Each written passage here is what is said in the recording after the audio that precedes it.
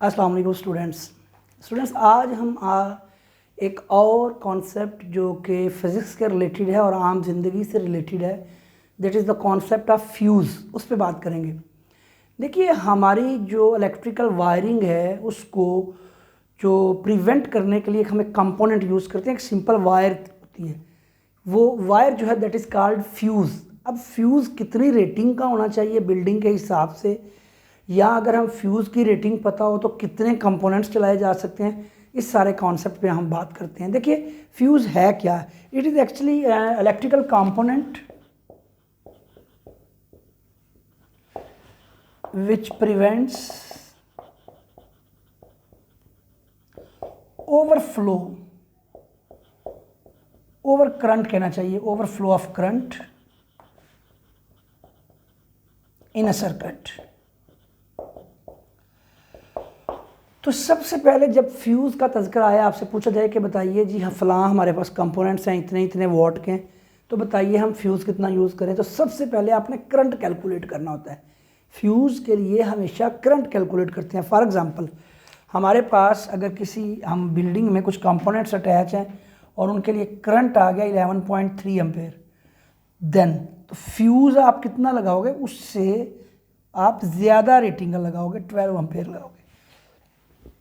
क्यों? सेंस यही है कि 11.3 एम्पेयर तक तो करंट है ना, अगर इससे थोड़ा सा ज़्यादा करंट हो जाएगा तो फ्यूज़ जो है वो बर्न आउट हो जाएगा।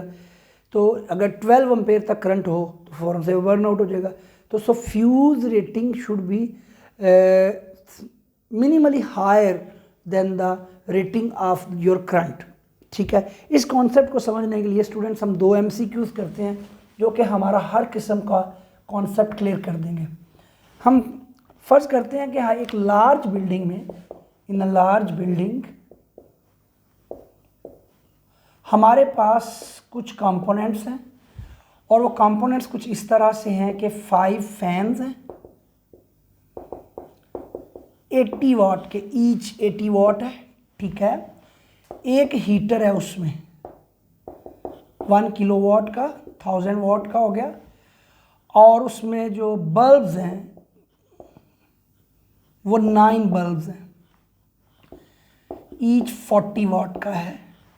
तो बताइए rating of fuse should be, rating of fuse should be क्या होनी चाहिए? 7 एम्पेयर होगी, इट विल बी 8 एम्पेयर होगी, इट विल बी 6 एम्पेयर, और इट विल बी 9 एम्पेयर। ये हमारा क्वेश्चन है। तो इस क्वेश्चन में सबसे पहले आपने ये कोशिश करनी है कि आप करंट कैलकुलेट करें। ठीक है, तो करंट को कैलकुलेट करने के लिए आप देखिए, सबसे पहले हमें ज़रूरत पड़ेगी पावर की। ठीक है, और यहाँ जब कुछ बात नहीं की तो डेफिनेटली जो सप्लाई है बेटा वो 220 वोल्ट का है। तो अब आप इनकी पावर रेटिंग सबकी कैलकुलेट करें, इसको इससे मल्टीप्लाई करें 100,000 प्लस इसको मल्टीप्लाई करें तो ये 760 वाट आएगा। ओवर वोल्टेज कितने है बेटा? 220। तो ये आंसर आता है 8 एम्पेयर। अब आप खुद बताइए कि अगर ये करंट जो सर्किट में चल रहा है वो 8 एम्पेयर है, तो जो हमारे पास फ्यूज़ की रेटिंग होनी चाहिए वो इससे थोड़ी सी ज़्यादा होनी चाहिए, नॉमिनल थोड़ी सी। तो क्या ऑप्शन बनेगी? डेफिनेटली हमें सिंपली बात समझ आ रही है कि 8 एम्पेयर का तो नहीं यूज़ कर सकते, 7 और 6 तो बिल्कुल नहीं हो सकते हैं। एलिमिनेशन मेथड से आप रिमूव कर देंगे, कम का नहीं यूज़ करेंगे, हम ज़्यादा का यूज़ करेंगे, तो definitely that would be 9 ampere. तो ये हमारे पास सिचुएशन बनेगी। अब हमारे पास दूसरा कॉन्सेप्ट ये आता है, दूसरा एस्पेक्ट ये आता है कि भाई आपको बता दिया जाए कि भाई हमारे पास फ्यूज़ है ही 9 एम्पेयर का, फ़र्ज़ करता हूँ, तो बताओ हम कितने बल्ब्स लगा सकते हैं, कितने बल्ब्स हम लगा सकते हैं। तो इसके लिए हम अगर एक दूसरे क्वेश्चन पे चलते हैं। हमारे पास क्वेश्चन ये है कि हमारे पास एक फ्यूज़ है of 9 ampere and supply voltages are 220 volt. तो हम कहते हैं हाउ मैनी बल्ब्स